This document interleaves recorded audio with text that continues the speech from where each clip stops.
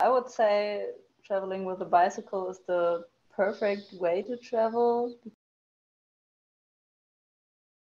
I'm Luke with RideBikesMore.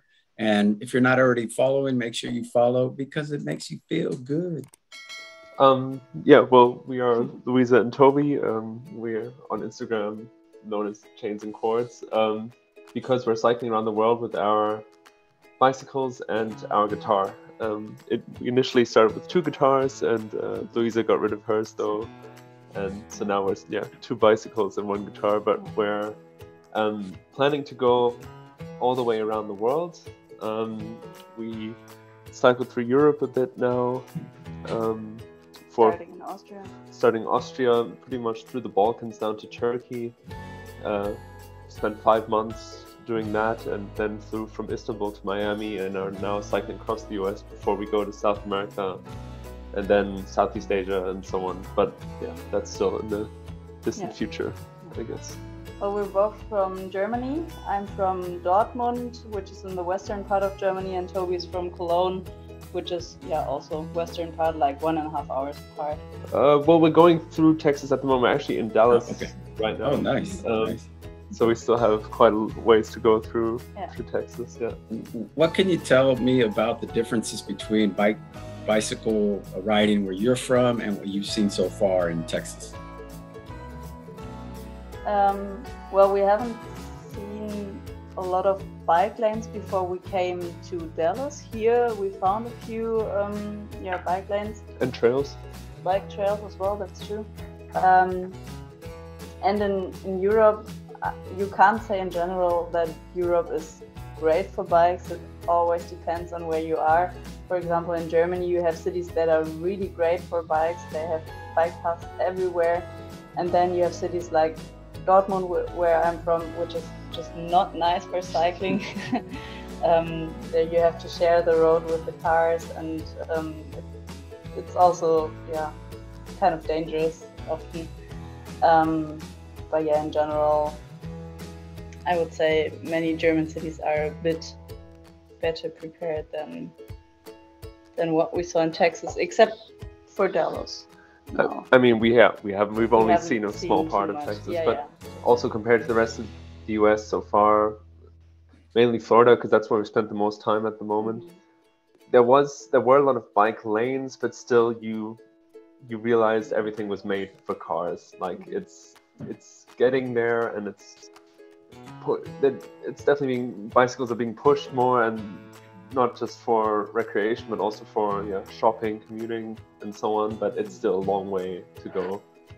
Yeah. Now, you guys, not that Europe is necessarily completely better, but some cities in Europe, like I don't know, many cities in the Netherlands or in Scandinavia, I think, are especially made for bicycles. Yeah.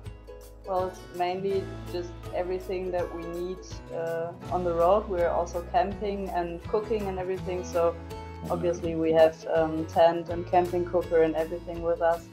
And as we're also doing YouTube, we also have lots of electronic stuff with us, like laptop and drone. And that's quite a lot of stuff not everyone needs on a bike, of course. And then, just lots of layers of clothing and being prepared for all kinds of temperatures. Like the last few nights we've had -7 Celsius, which is pretty cold. I don't know, 20 Fahrenheit or something like that. So it's been pretty cold, and we're getting close to our limit of how we can still stay outdoors pretty much now. We'll have to see how it is when it gets even colder. Yeah. But to answer your original question, this is pretty much everything we have with us. We have a few small bits still in storage with our parents or some friends at home, but this is mostly what we own right now. Well, we both quit our apartment that we had in Germany and Austria, and we're now officially living with my parents. In Germany, so but where on the paper. mail is going, so to say. Okay. So that we have one address there where everything's going. But otherwise, nothing really to tie us down anymore. That was kind of our idea, is that this wasn't planned to be like, I don't know, a 6-month trip where we just took some time off work and just sub-rented our apartments or something, but really just to clean cut, and then so we didn't have anything holding us back, pretty much. Yeah.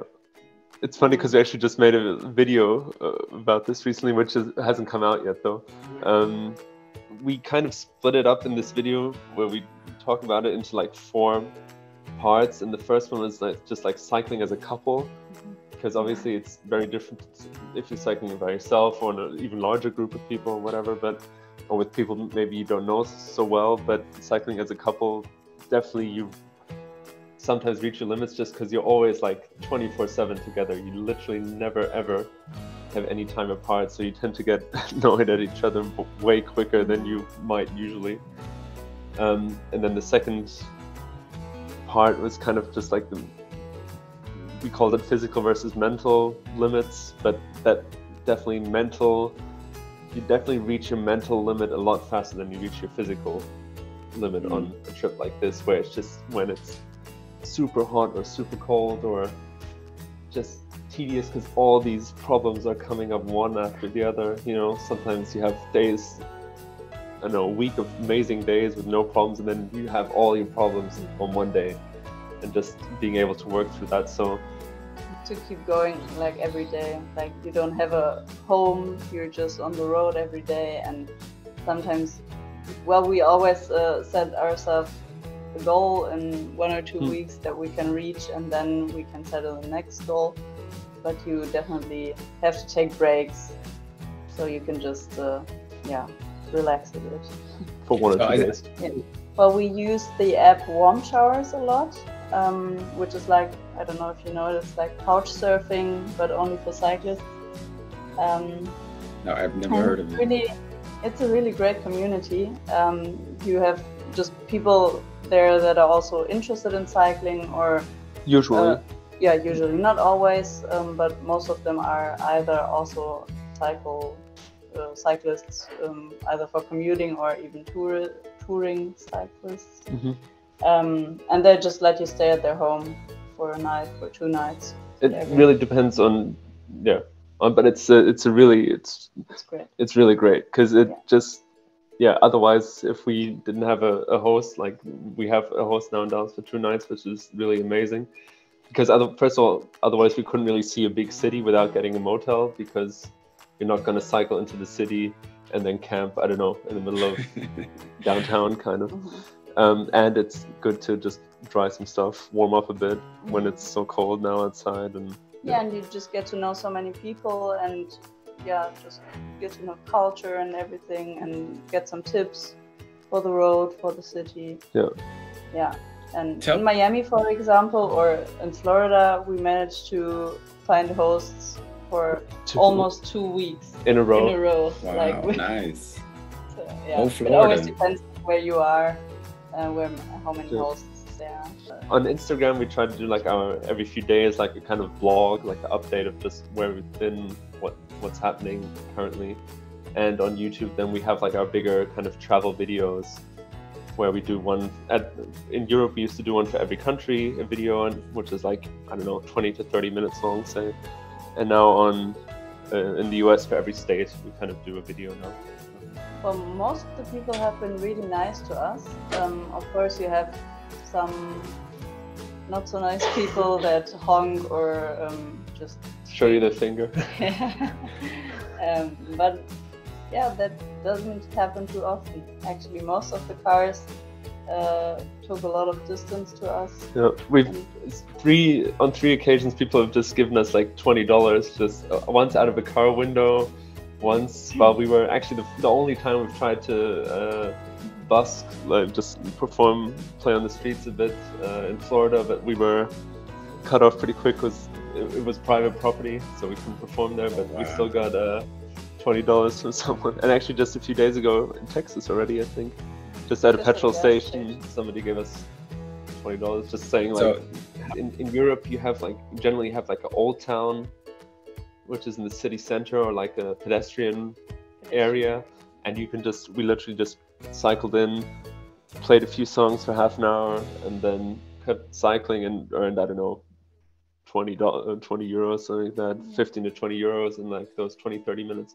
Yeah, but it's hard to find. It's so hard here. Pedestrian areas or something around in the US. So. And the one time where we actually found something which looked really nice, then like we literally played 10 seconds and somebody came along and said like, oh, sorry, this is property. So.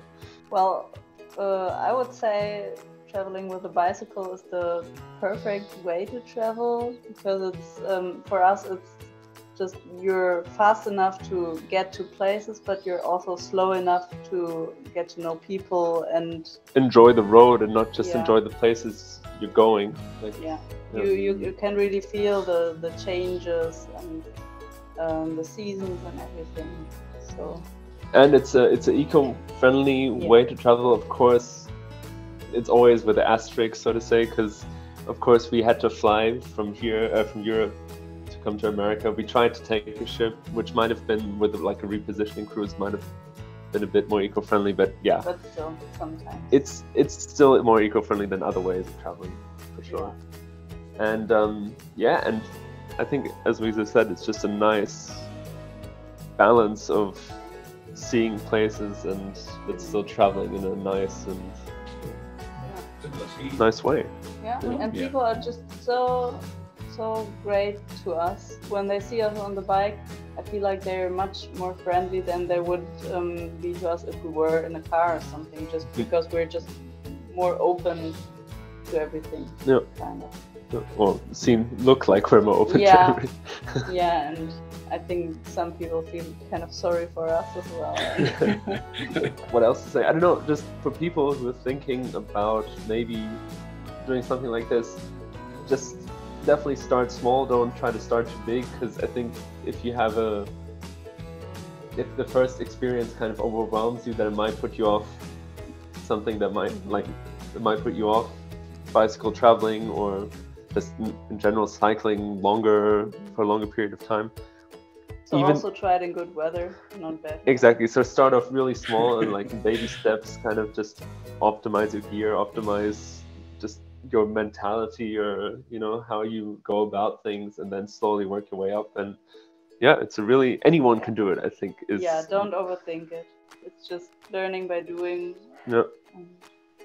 Well, we just have old steel frame bikes, very basic ones. We got them used. Secondhand on like eBay. And just with normal V-brakes and just as basic as possible, so we can just repair everything on the road. We have quite a big toolbox with us as well, but as Louisa said, just the more basic the better, because no matter where you are then around the world, you can find the parts, no hydraulics for hydraulic brakes or anything, so no fluids that can leak out or whatever, just as basic as it gets pretty much. But sturdy, still steel frames, nice and rigid. And Well, guys, I really appreciate you taking some time out of your schedule to chat with me today. I'm Luke for RideBikesMore, and we are out.